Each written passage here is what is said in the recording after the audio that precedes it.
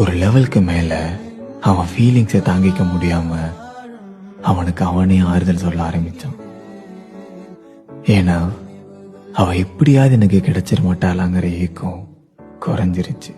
அவளுக்காக என்ன ஆனாலும் அவளை விட்டு கொடுத்துடக்கூடாதுன்னு நினைச்சவன் இப்போ இனிமேல் ஒதுங்கி போறதுதான் கரெக்டுன்னு தோணிருக்கு.